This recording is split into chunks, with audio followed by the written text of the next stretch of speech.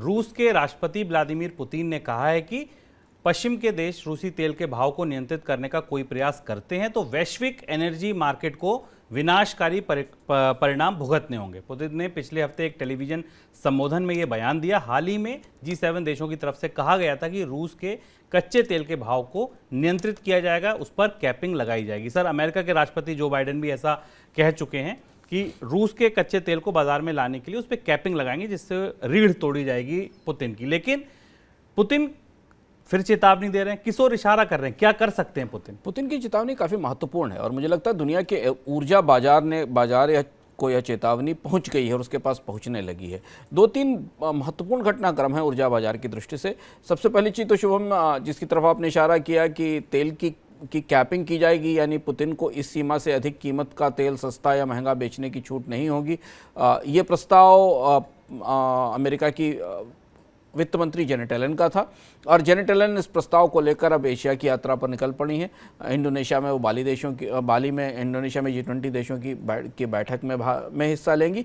वहाँ वो भारत को और बाकी देशों को इस बात के लिए सहमत करने की कोशिश करेंगी कि वो इस पर राजी हो जाएं, क्योंकि अगर पूरी दुनिया इस बात पर राजी नहीं होती, खासतौर पर तेल आयात करने वाले देश इस पर राजी नहीं होते, तो पुतिन पर यह पाबंदी या प्रतिबंध काम नहीं करेगा।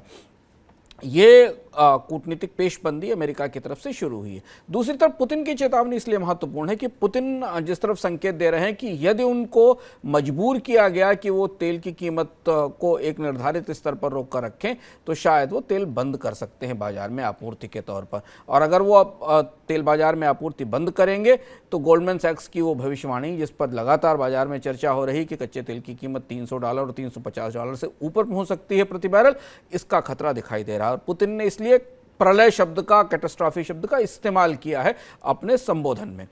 पुतिन ने गैस के बाजार में लगभग इस तरीके की स्थिति पैदा कर दी है, क्योंकि यूरोप के कई सारे देशों में जहां पाइपलाइन से गैस जाती है वहां पुतिन अपनी गैस को रेगुलेट कर रहे हैं, बंद कर रहे हैं, रोक रहे हैं। यूरोप की सारी अर्थव्यवस्थाओं में एनर्जी इन्फ्लेशन या ऊर्जा की महंगाई अपने रिकॉर्ड स्तर पर है। और अब यहां से एक बड़ी अजीब कशमकश शुरू होती है।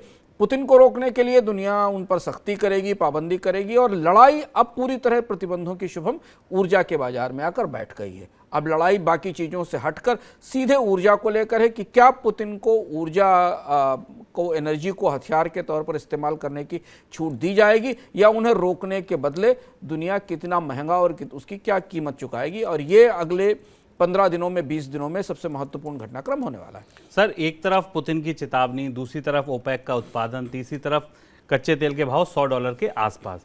क्या भविष्य का रुख आपको दिखता है? कहाँ आपको लगता है कि तेल की कीमतों में ये तेजी बनी रहेगी या कुछ नरमी आएगी? अगर शुभम G20 देश और बाकी देश, दुनिया के देश राजी हो जाते हैं और पुतिन के ऑयल प्राइस पर कैपिंग आ जाती है, उस कैपिंग को लागू करने का मैकेनिज्म तैयार हो जाता है, जिस पर हम पिछली बार चर्चा कर चुके हैं कि जो फिनेंशियल सिस्टम के इंश्योरर, बैंकर और रिफाइनेंसर्स हैं, इनके जरिए ये सख्ती लागू की जाएगी ताकि पुतिन सस्ता तेल बेचे, उन्हें ज़्यादा फायदा ना हो और बाजार में तेल भी आता रहे। अगर ये सब सेट हो जाता है तो अंतर्राष्ट्रीय बाजार में कच्चे तेल की कीमतें बढ़ने की पूरी गुंजाइश है, और जिसका खतरा और जिसकी आशंका बराबर दिखाई दे रही। इसीलिए मंदी की आशंकाओं के बाद भी आप कच्चे तेल की कीमतों को $100 से नीचे जाता नहीं देख रहे हैं। 100 से 106, $105 के आसपास है।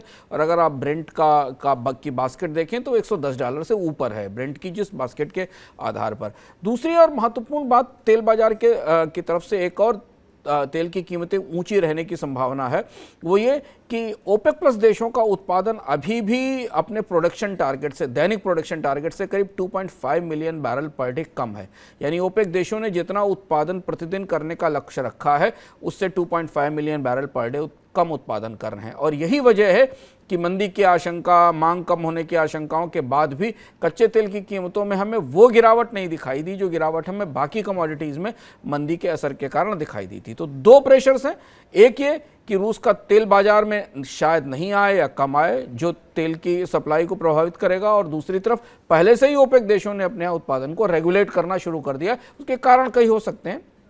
लीबिया में नाइजीरिया में कई तरीके की तकनीकी उत्पादन संबंधी दिक्कतें हैं, लेकिन बाजार में जितने उत्पादन की गारंटी तेल उत्पादक देशों ने दी है उससे कम तेल उपलब्ध है और इसलिए कच्चे तेल की महंगाई से निजात मिलने की संभावना नहीं है। भारत में भी जो आंकलन शुरुआत में मिल रहे हैं वो इस साल $100 पर बैरल से ऊपर के ही हैं, यानी $100 पर बैरल के आसपास तेल खरीदना होगा। बिल्कुल, यानी मंदी की वजह से मांग टूटी भी तो भी आपूर्ति उससे और ज्यादा कम होगी, इसलिए बाजार में भाव ऊपर ही रहेंगे।